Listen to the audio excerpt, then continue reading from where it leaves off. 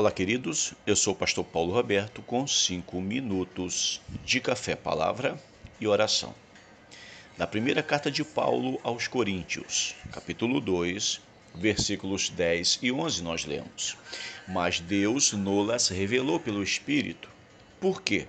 O Espírito penetra todas as coisas, ainda as profundezas de Deus. Porque qual dos homens sabe as coisas do homem, senão o espírito do homem que nele habita, ou que nele está? Assim também, ninguém sabe as coisas de Deus, senão o Espírito de Deus. Perguntas. Embora o texto que acabamos de ler nos pareça meio complexo ou de difícil compreensão, você vai perceber que o apóstolo Paulo está aqui nos alertando sobre alguns tipos de pessoas que naquele período transitavam pelos corredores do Evangelho. A igreja de Corinto, ela tinha uma grande admiração pelos pregadores eloquentes, exegetas, que tinham uma excelente oratória e versados nas Escrituras, principalmente se tivesse o dom da oratória e filosoficamente conseguissem atingir as mentes mais sedentas pelo conhecimento humano ou a filosofia.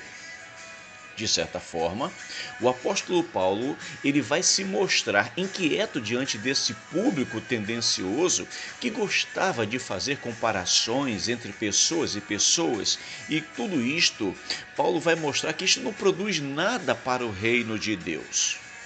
Alguns anos atrás, me recordo, que fui um dos palestrantes em uma vigília. Naquele período, um grande surto tinha se espalhado pelo Brasil inteiro e contaminado milhares de pessoas. E quero que você entenda que este surto não era de Covid, porque a Covid até aí não existia. Não era o surto de dengue, o surto da chikungunya, da zika e surto de alguma gripe, e nem tampouco alguma nova virose.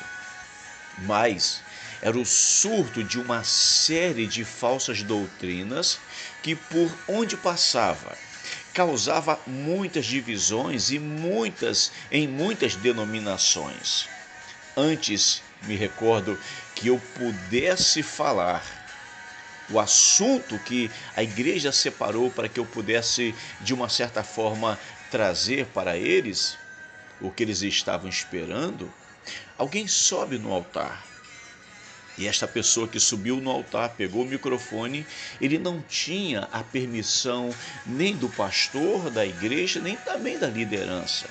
E quando ele pega o microfone, faltando poucos minutos antes de eu falar qualquer coisa, ele começa a olhar atentamente para mim. Eu me recordo até hoje que ele disse: não importa o que a Bíblia diz, nós queremos é poder.